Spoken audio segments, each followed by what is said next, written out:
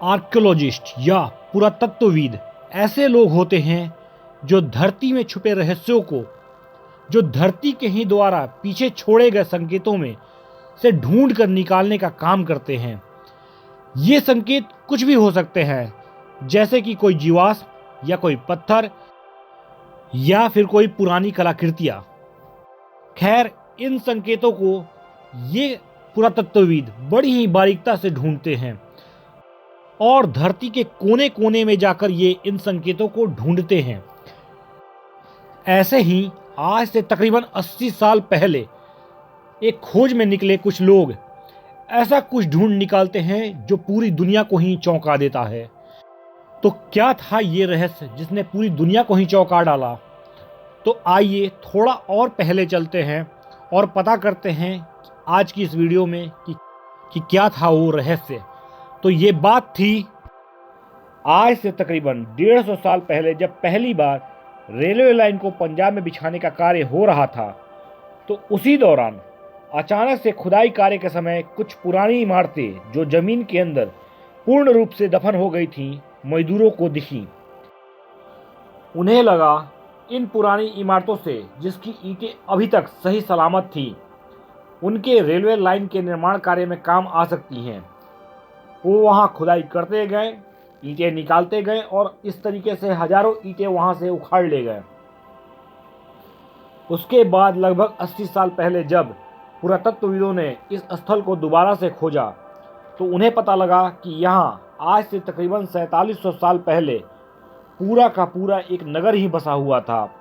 और नगर क्या, पूरी की पूरी एक सभ्यता का ही विकास हुआ था, जिसका नाम दिया गया हड़प्पा सभ्यता। और इसे नगर न कहकर सभ्यता क्यों कहा गया?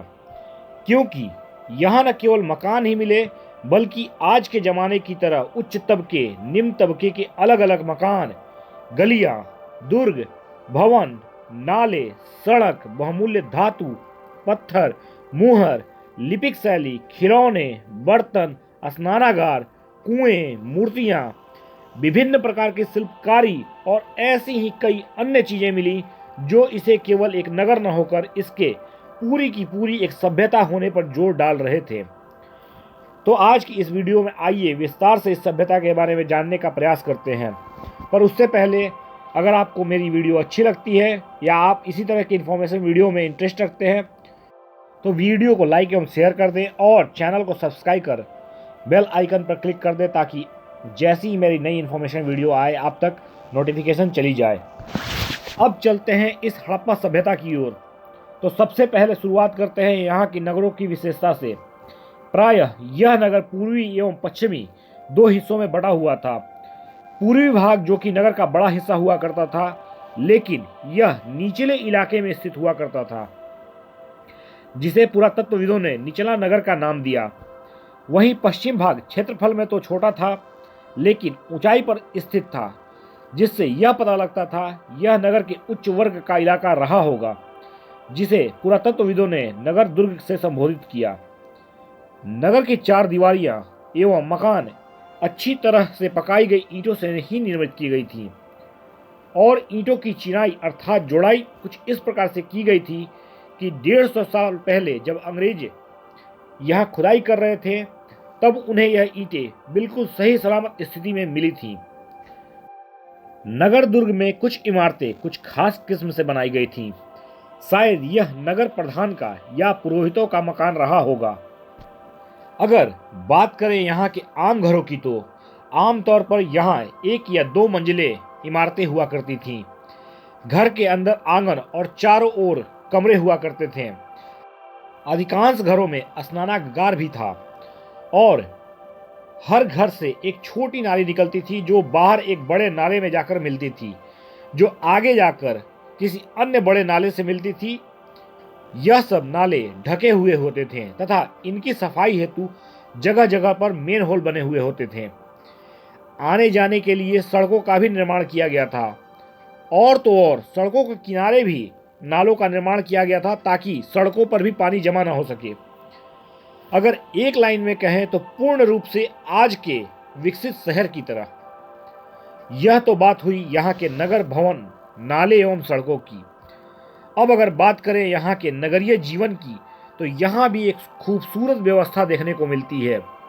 खोजे गए मनक, आभूषण, खिलौने एवं नगर भवनों से पता चलता है कि शायद यहाँ कोई शासक रहा होगा।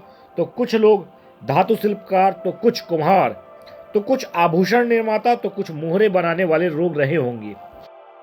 मोहरों एवं सिक्कों से यहाँ के व्यवस्थित व्यापार का पता लगता है। तो बड़े बड़े भांड से कुम्हार के कार्यों का पता लगता है। तो भांड में मिले गेहूं एवं जौ से यहाँ हो रही खेती एवं अनाज संग्रहण की भी व्यवस्था का पता लगता है।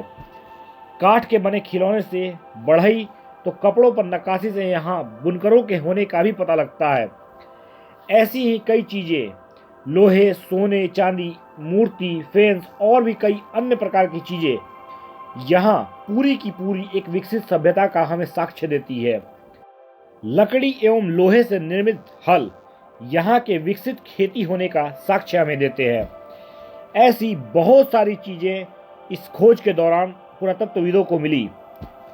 और तो और उसी काल दौर में केवल हड़प्पा ही नहीं, कई और भी नगर इसी तरह आसपास मिले जो गुजरात तक फैले हुए थे, जिसमें कुछ प्रमुख नगर थे मोहनजोदारो, कालीबंगा, लोथल, जो अपने किसी न किसी खास व्यवस्था के लिए या यूं कहें किसी खास विशेषता के लिए प्रसिद्ध थे।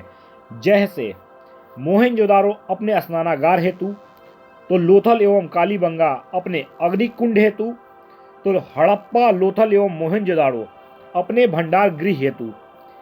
इन सभी नगरों को हड़प्पाकालीन नगरों के नाम से जाना जाता है।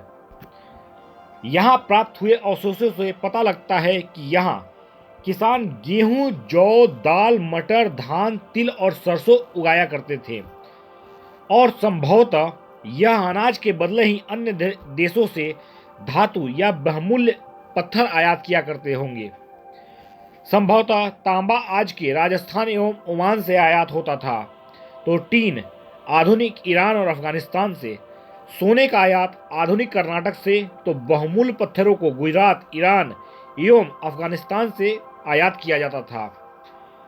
आयात निर्यात में मुहर एवं मुहरबंदी का ही प्रयोग किया जाता था। इतनी सारी आधुनिक सभ्यता होने के बाद भी लगभग 3900 साल पहले अचानक यहाँ एक बहुत बड़ा बदलाव पुरातत्वविदों ने पाया। उन्होंने पाया कि अचानक से लोगों ने यहाँ अपना नगर छोड़ दिया। लेखन, मुहर, बाट सबके प्रयोग अचानक से बंद हो गए। आयात निर्यात भी कम हो गए। नगरों के सड़कों पर कचरों के ढेर जमा होने लगे। जल निकास प्रणाली नष्ट हो गई और तो और सड़कों पर ही झुग्गीनुमा घर बनाए जाने लगे। यह सब अचानक क्यों और कैसे हुआ, इसका पता कोई नहीं लगा पाया, पर कुछ विद्वानों ने अनुमान लगाया है कि शायद नदियां सूख गई होंगी, या बाढ़ से नगर तबाह हो गए होंगे, या फिर जंगल जो ईंधन का प्रमुख स्रोत था नष्ट हो गया होगा। शायद इस वजह से लोग अपने नगर से विस्थापित हो किसी अन्य नगर में चले गए होंगे। पर जो भी हो, इसका मुख्य कारण आज तक कोई नहीं जानता। तो कैसी लगी आज के इतिहास की यह डायरी? अगर अच्छी लगी तो जल्दी से लाइक, शेयर एंड सब्सक्राइब कर दें और नए टॉपिक का सुझाव भी दें ताकि मैं आपके लिए नई वीडियो ला सकूं। Thank you very much.